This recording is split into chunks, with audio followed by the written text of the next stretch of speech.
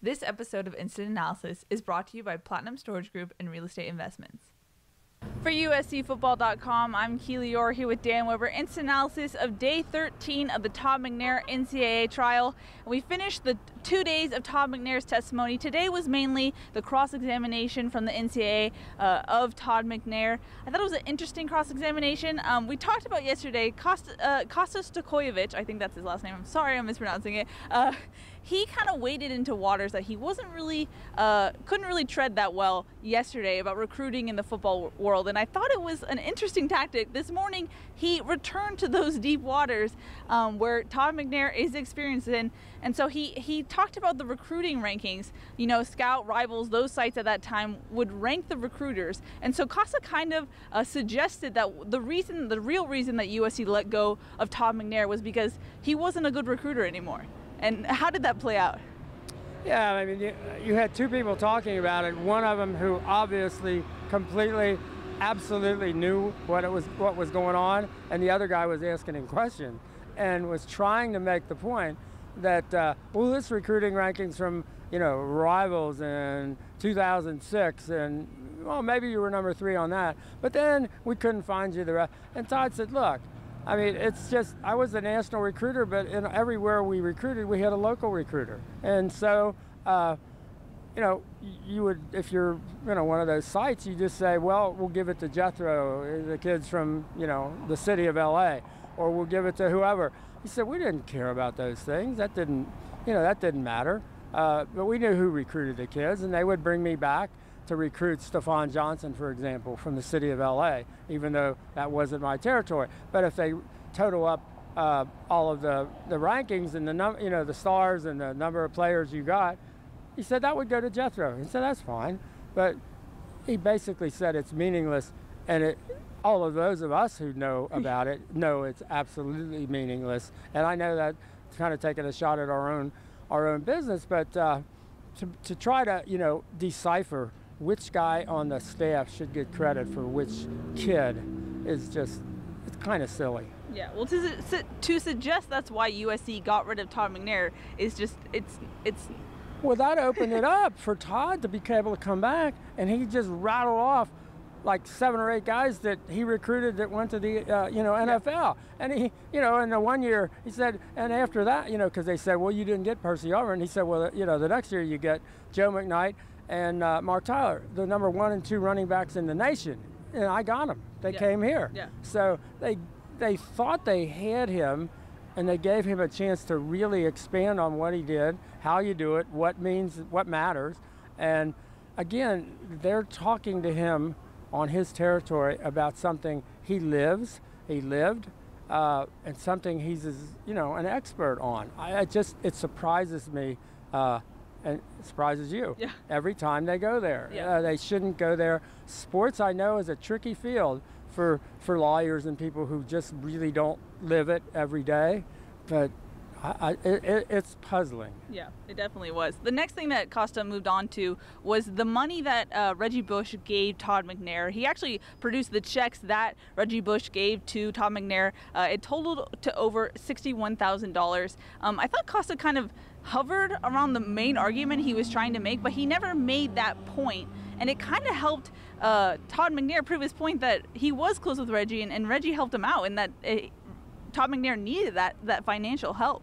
Because I think they wanted to make the point, well, you got a settlement, didn't you, where USC paid you at the end of the year with the appeals, because that next year was all involved in the appeals process. USC gave you a settlement with basically your whole year's salary, and that, bringing up the checks, gave Todd a chance to say, yeah, but that was like in April, and I didn't have a job, and I wasn't getting an income, since June, end of June. So the check that came right away from Reggie was basically to get him through, until he got his severance. And I'm not sure if they were absolutely certain they were going to get that severance or not. But the NCAA, I mean, they obviously, I guess, in discovery got these checks, but I don't know what their point was. I mean, we're still asking, what do you think they were trying to prove by that, display of the fact that he got $61,000 $500 from Reggie between, I guess, I think all the way to 2015. I'm not sure what the point was, but it made the point that Todd, as he said, he did need loans and did need help from people, and as a result of not being able to get a job. So in some ways you could say they helped make Todd's point. Mm-hmm.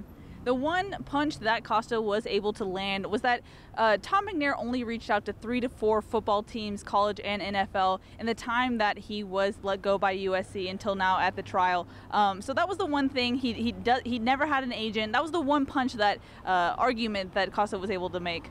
Yeah, but I think a couple of things. The fact that Todd never had an agent, excuse me, as a player, helped him, and he never needed one to get his coaching jobs. Yeah. He just, went from, going back home to New Jersey, to Camden, to, the Cleveland Browns, and that's, pretty significant, the ability to make that kind of leap.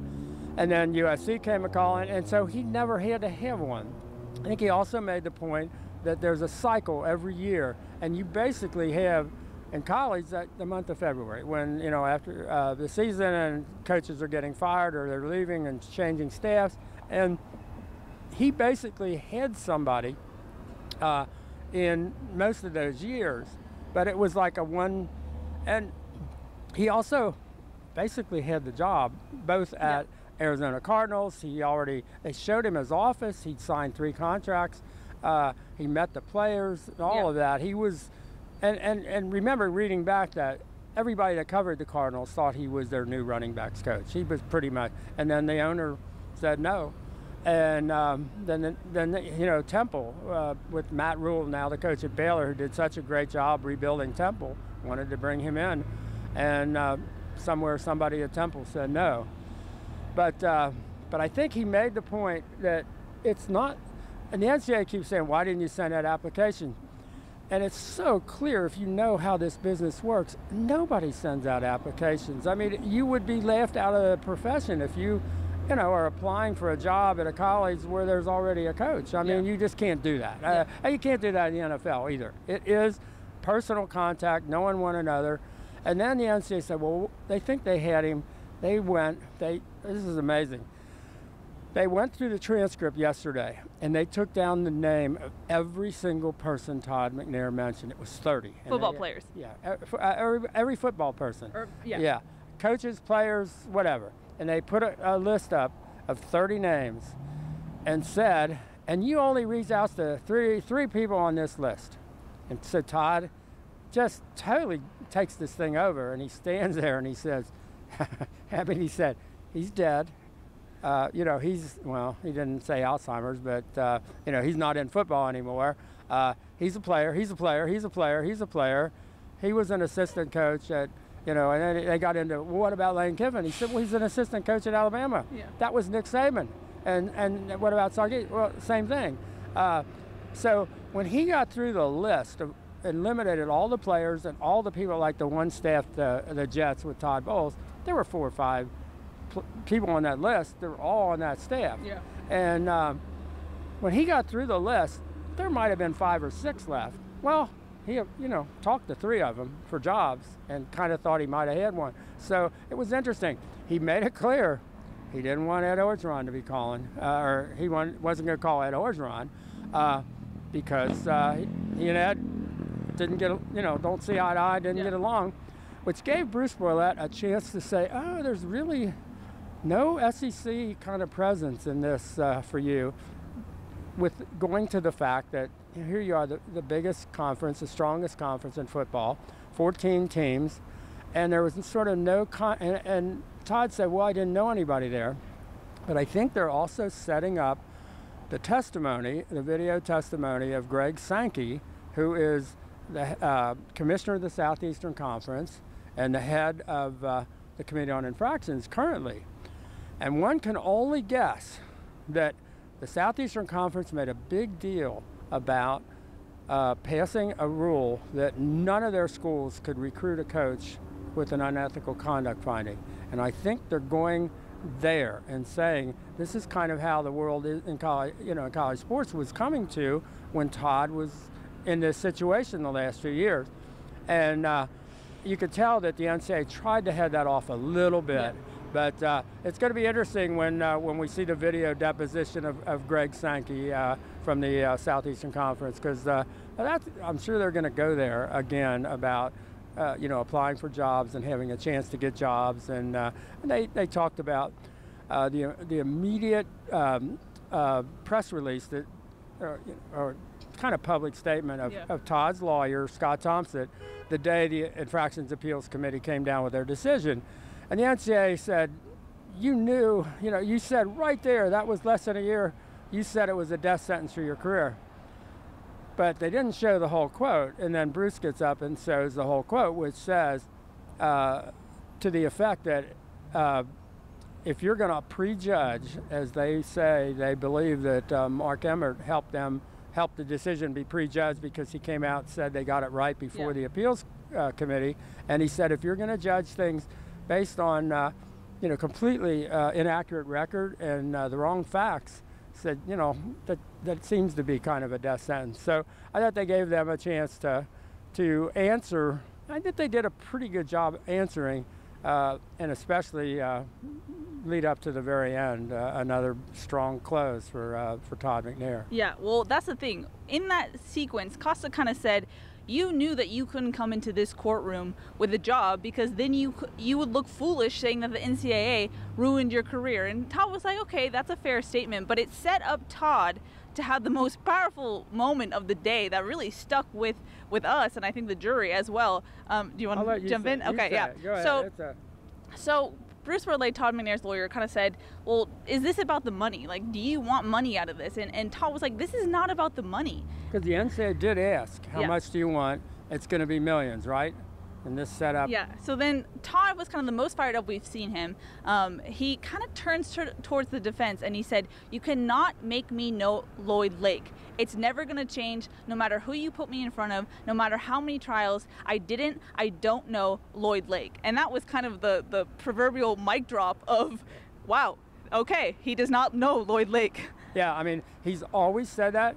That's what he said to us, right after the decision. I mean, it's the thing that he can't believe that he's been, in effect convicted for knowing somebody that he doesn't know, and that everything turned on that. Yeah. And he just can't believe that these people would have decided, you know him, we know you know him, and he knows that's not true. I mean, if you believe that, it's going to be hard for the NCAA, I think. I think it's clear. The difference between this and the Committee on Infractions is they didn't want to hear that. They weren't going to hear that. Yeah. They had made up their mind. They knew they had to, in order to throw the book at USC, they had to make it clear that somebody at USC knew what was going on. So they made whatever facts they had, he had to know. And Todd's not going there. He said, I didn't know him, I don't know him, you can't make me know him, I don't know who he is. And that was it. And I think he's so able to be powerful and yet not loud, not threatening. Agreed. It just comes through so naturally, and that was a big moment. And I know Kosta got up and asked a couple of questions. I don't think anybody even remembers what were his questions. Yeah. But that's at least 3 days when Todd and Bruce Burlett have closed on just a killer finish, and they did it again today. Mm-hmm. I think it's hard to undersell or understate the significance of the past 2 days and of Todd McNair's testimony. In my mind, it's kind of like a BCAD before Todd McNair testified and after. It kind of changed the whole outlook of this trial. I mean, beforehand it was kind of big entities, USC, the NCAA, and this guy Todd McNair. But when Todd McNair took the stand, it was a person that we were listening to. It was his life that we were learning about. It really set the tone, I think, for the rest of the trial. Yeah, I mean, you basically had a bunch of people from here, there, and everywhere who came together and decided, this guy's a liar, he's unethical, we can really punish him, come down hard on him. He clearly, and then the guy that they've been saying how many times did they use the word lying? I mean, it's just, you can't even count them. And then he comes and sits down in front of the jury and says, what he says. And they wanted to hear his story. And you can read body language, you can read facial expression. It sure looks like they believe Todd's story. It's, you know, they're not the NCAA. They don't have an axe to grind. It would be fairly safe to say they look like they're believing Todd. Mm-hmm. So even though that the significance of Todd's trial is big, we still have a week left of this trial. What is expected for next week? I don't know if they can get it in a week or not. They're still kind of arguing about the NCAA would like to go out of order and put up 2 defense witnesses first next week. One, Dennis Thomas, because of some travel situations where he couldn't be here 1 week and maybe another week. And then Eleanor Myers, the Temple law professor, who was the one that expressed the most concern about did they have real proof. And they want, and I think Bruce Brolette said basically we don't mind about Eleanor, but about Dennis Thomas, they said we wanted also to call him. We wanted to be our witness. So I'm not sure they're going to allow the defense to put up 2 straight witnesses, even though they're live witnesses. So they're still going to have to work that out. And you've got, and we heard, you know, that Todd maybe has another expert witness of some sort. We know they've still got the Patuto video, which is an hour and 40 minutes left. They've got the Sankey video. So it would probably be a surprise if they crash, you know, and get it done by next weekend, next Friday. I'd be surprised, but you know, I don't know. And maybe, you know, maybe they won't have to go to a finish. Maybe it'll be another ending that doesn't require going to the jury. I mean, I think if I were somebody advising the NCAA, I'd probably say I'd be thinking fairly seriously about it at this point of settling. Wow. Yeah, I guess we'll see. That wraps it up for day 13 of the Todd McNair NCAA trial. For Dan Weber, I'm Keely Eure. For more, check out uscfootball.com.